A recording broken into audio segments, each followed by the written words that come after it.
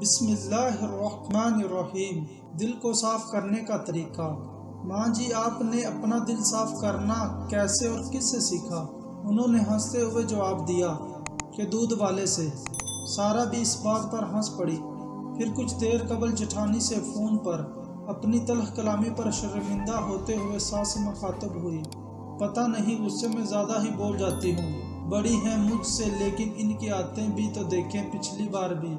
खैर छोड़े, आप बताएं ना माँ जी, जैसे मैं आपसे अक्सर बातें सीखती हूँ, आपने ये बात कहाँ से सीखी? क्योंकि मैंने इतने अरसे में आपको लोगों की शिकायतें करते नहीं देखा।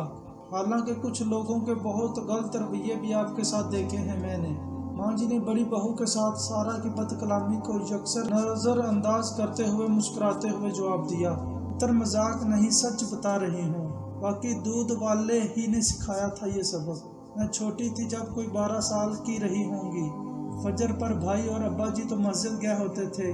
अम्मा जी सहन में कुरान पढ़ रही होती कि दूध वाले बाबा जी की साइकिल की घंटी बजनी शुरू हो जाती। मैं बावर्ची खाने से देचकी लेकर इसे देती तो वो गौर से इसे चेक करता और सूंघ कर कहता, ये नहीं बेटा, दूसरा बर्तन लेकर आओ, इसमें से तो अभी तक सालन की बू नहीं खत्म हुई।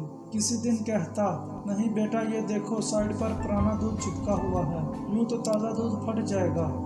जिस दिन दूध फट जाता, अम्मा जी से डांटियाँ भी खूब पड़ती इतना दूध ज़ाया होने पे। 3-4 साल यही सिलसिला चलता रहा। फिर मेरी शादी हो गई।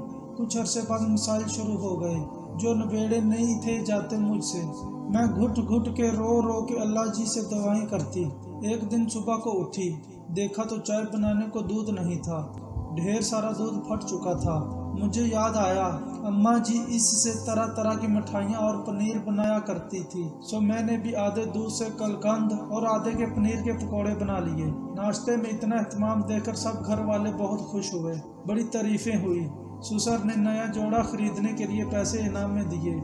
इस दिन मुझे शिद्दत से एहसास हुआ कि लोग इतने बुरे भी नहीं होते, ये इंसान की गलती होती है कि वो हर बार नए मामलात को पिछली नाराज़गी से जोड़ लेता है कि इस वक्त इसने यूँ किया था, यूँ कहा था, यही मेरी गलती थी। तब मुझे समझ आई कि दिल की देचकी को भी ऐसे ही सुथरा करना पड़ता है कि फिर ताज़ा दूध फटे भी ना, इसमें पुराने सालन की बू भी ना आए, और गलती से फट जाए तो ऐसे ही खूब चीनी डाल कर इसकी मिठाई बना लेते हैं। अगर ये तहरीर अच्छी लगे तो लाइक कर दें और हमारे चैनल को सब्सक्राइब कर लें ताकि हर नई वीडियो का नोटिफिकेशन आपको मिल सके।